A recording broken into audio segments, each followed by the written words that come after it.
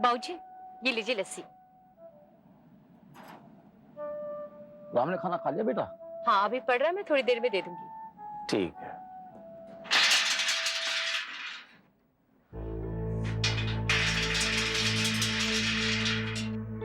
बहू, जरा दरवाजा तो खोलना बेटा।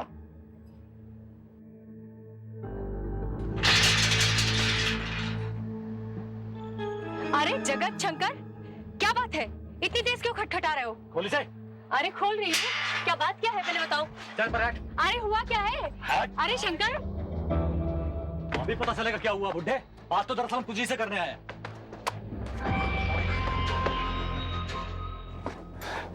हे सुन, आखिरी बार पूछ रहे हैं तुझसे, ये कागजात बदलेगा कि नहीं? तुम दोनों पागल हो गए हो। अपने बाप को बुलाओ, मैं उसी से बात करूंगा। क्या बात करेगा उससे? हाँ, क्या बात करेगा? हमने कहा ना, हम अपना हिस्सा किसी को नहीं देंगे। कैसा हिस्सा रे सपोलो? जो तुम्हारा है बस वही मिलेगा, उससे ज्यादा की उम्मीद मत करना। तो ठीक है बुड्ढे, तू सिर्फ हमें इतना बता कि तू इस पर दस्तखत करता है या नहीं। क्या है ये? क्या है ये? इस पर लिखा है कि तू अपना सब कुछ हमारे नाम कर रहा है। सुनाई नहीं देता तुम दोनों को?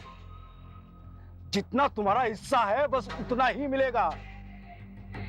और कान खोलकर सुन लो, मैं कहीं कोई दस्तखत नहीं करूंगा, नहीं करूंगा कोई दस्तखत। सुना? तो तू ऐसे नहीं मानेगा। सोच ले। हे नहीं, तू चुप रह। नहीं जगत, तू उस पर दस्तखत करता है नहीं? अब जो होने वाला बुड्ढे, उसका जिम्मेदार तू खुद होगा।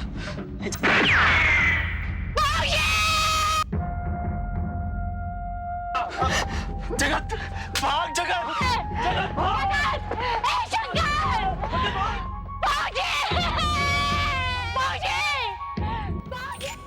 1979 उधम नगर उत्तर प्रदेश। जमीन के लिए कत्ल इस प्रदेश में कोई नई बात नहीं थी, पर यूं दिन दहाड़े दो लड़कों का आकर अपने नाना का कत्ल करना वाकई अजीब बात थी। रतन सिंह की दो बेटियां थीं, दुलारी और सरस्वती। बसंती रतन सिंह के बड़े भाई स्वर्गीय स्वरूप सिंह की विधवा बेटी थी, जिसे अब रतन सिंह अपनी जिम्मेदारी मानकर अपने पास रख रहा था। उस दिन जब दुलारी के बेटों ने आकर अपने नाना पर गोली चलाई, तो वहां खड़ी बसंती अपनी आंखों पर यकीन नहीं कर पा रही थी।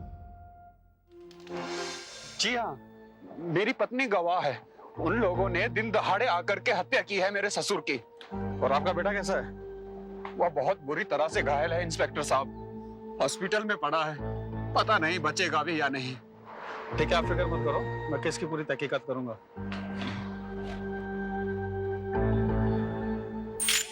ब्रिज को यह फिक्र भी थी कि पता नहीं उसका अपना बेटा राम प्रसाद बचेगा या नहीं, पर कहीं सच यह भी था कि इस कत्ल में शायद इस परिवार का भी हाथ था।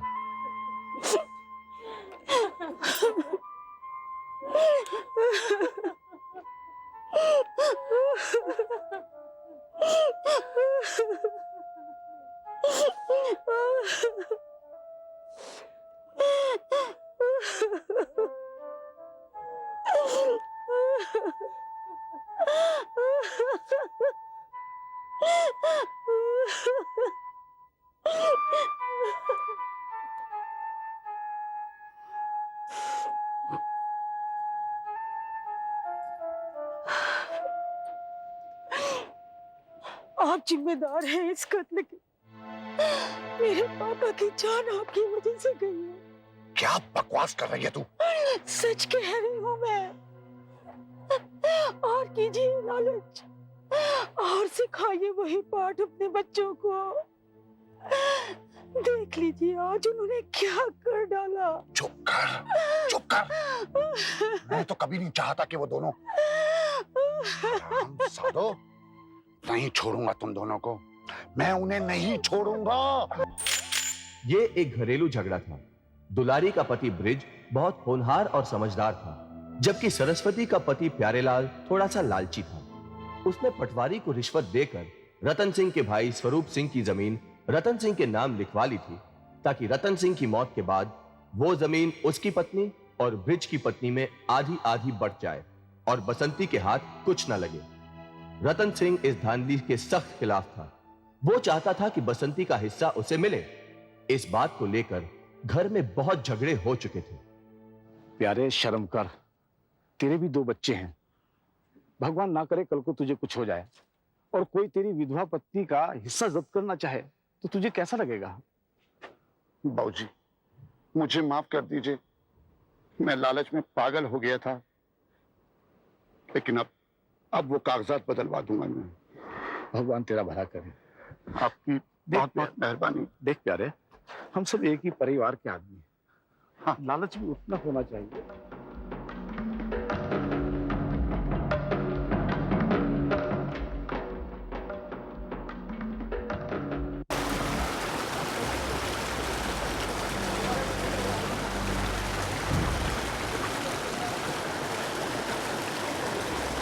ये बापू को हो क्या गया है?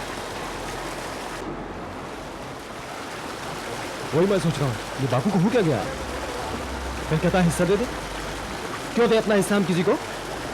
नहीं जगत, हम अपना हिस्सा किसी को नहीं देंगे। वो जमीन हमारी है। अगर मौसा ने भी टांग अड़ाई ना शंकर, तो उसको भी रास्ते से हटा देंगे हम। क्या कहता है? हाँ, लगता है अब हमें सब कुछ खुद करना पड़ेगा। खुद।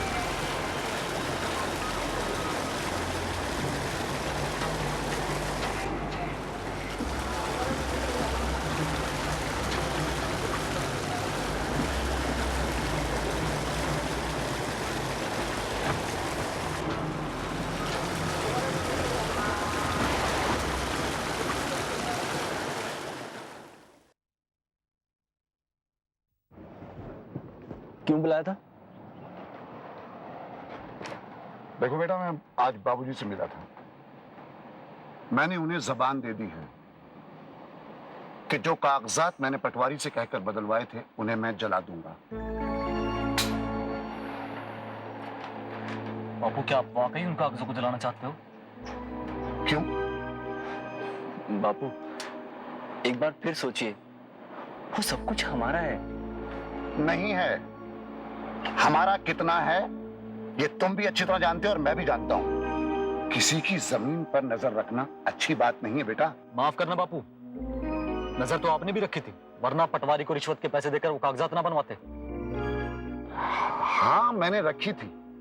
मैं उस गलती को मानता हूं, लेकिन अब उस गलती को सुधारना चाहता हूं। बापू, आपके ऐसा करने से हमारा नुकसान होगा। आप चाहते हो कि हमारा नुकसान हो? तुम कहना क्या चाहते हो मेरी कुछ समझ में नहीं आ रहा।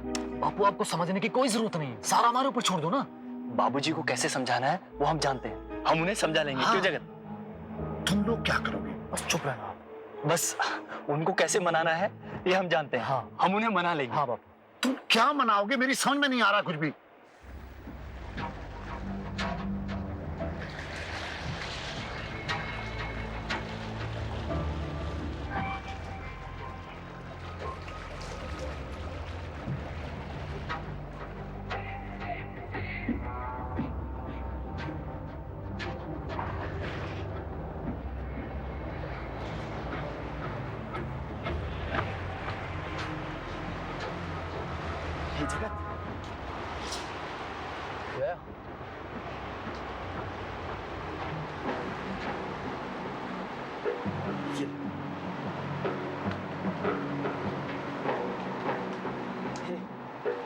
जगत, एक बार बुढ़े से बात करके देखें, शायद मान जाए। डर गया? मुझे पता बुढ़ा नहीं मानेगा। अरे बड़ा खुद से तैयार हूं। पर एक बार बात करने में हर्ज क्या है? शायद मान जाए। हो सकता है इसकी जरूरत ना पड़े। ना, इसकी तो जरूरत पड़ेगी। पिछली बारी बात करने गए थे ना, गए थे, मारा बुढ़ा। पर कोशिश करने में क्या हर्ज है? जगत, छुपा ले इसको। ठीक है, छुपा के, छुपा के। तू कहता तो चलते हैं एक बार।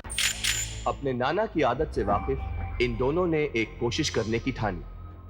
रतन सिंह अपनी बहू के साथ हर सुबह मंदिर जाते थे। इन दोनों ने उनसे वही बात करने की कोशिश की।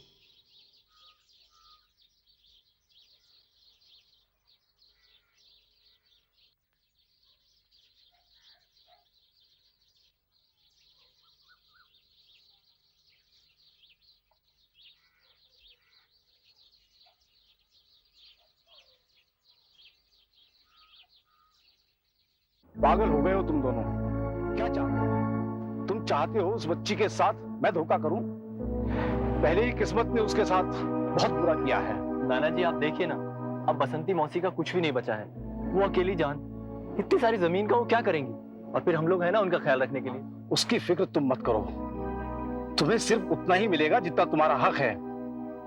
और अगर फिर कभी ऐसा ख्याल भी तुम दोनों के मन में आया तो भगवान कसम पूरी जायदाद से तुम्हें बेदखल कर दूंगा। नाना जी कम से कम आप हमारी बात तो सुनो। कुछ नहीं सुनना है मुझे।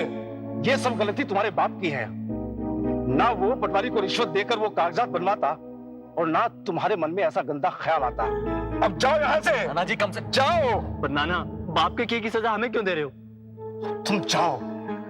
नाना जी एक बार हमारी बात। जाओ यहाँ से। जाओ जगत, शंकर जाओ, जाओ यहाँ से, जाओ।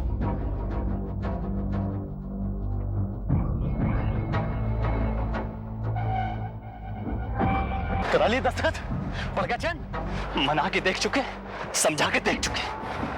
कहता है कि जायदाद से बेदखल कर देगा। अरे मैं तो पहले कह रहा था वो बुड्ढा बड़ा खूंचटा मानेगा नहीं साला। हम अपनी कोशिश कर चुके ना, अब फैसला हो जाने दो। चल। और इन दो नौजवानों ने हर रिश्ते को ताक पर रख कुछ बीघा जमीन के लिए अपने सगे नाना की जान ले ली। इनके इस जुर्म का कहीं जिम्मेदार था इनका पिता प्यारेलाल, जो आज अपनी उस गलती को सुधारने की पूरी कोशिश कर रहा था। शंकर! जगत! पापा जी मुझे माफ करना, मैं कुछ ऐसा नहीं करना चाहता था। शंकर! कहाँ हो तुम लोग? जगत! ए शंकर! कहाँ हो? शंकर! जगत! घर की बैठक पर अब भी सन्नाटा छाया हुआ था और इस सन्नाटे को तोड़कर पुलिस वहां पहुंची।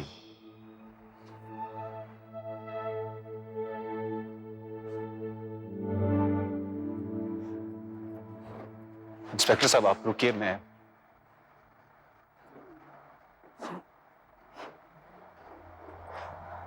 भाभी कुछ पता चला जगत और शंकर का? नहीं, वो गए हैं उन दोनों को ढूंढने। आप उन्हें रोकिए, वो पता नहीं क्या कर दे। एक पल में यह पूरा परिवार बिखर सा गया था। दो नातियों ने अपने नाना का खून कर दिया था और अब अपने बेटों के खून का प्यासा एक पिता उन्हें ढूंढ रहा था। शंकर! जगत!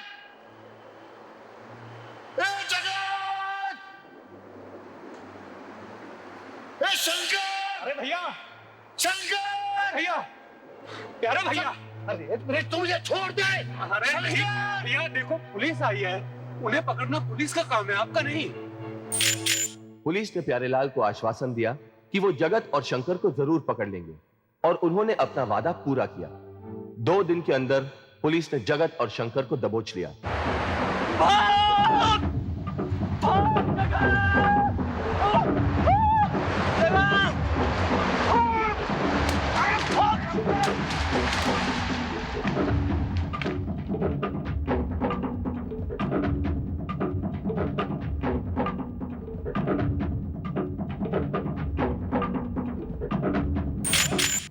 इन दोनों पर रतन सिंह के कत्ल का मुकदमा चलाया गया और अदालत ने इन्हें उम्र कैद की सजा सुनाई।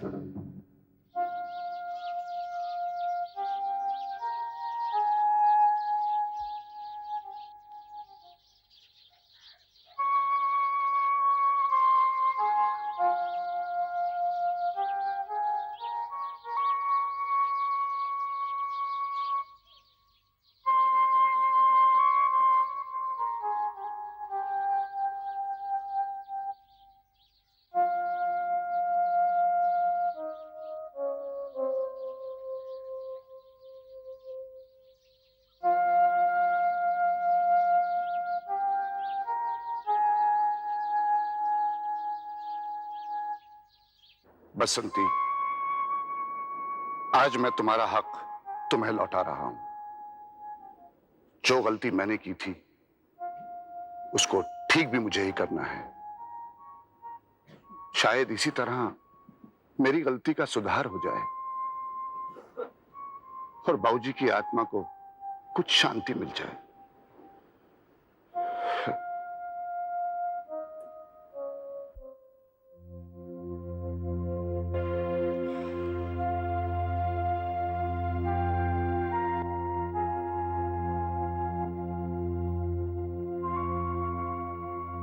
और इस तरह प्यारेलाल ने अपनी गलती सुधार ली।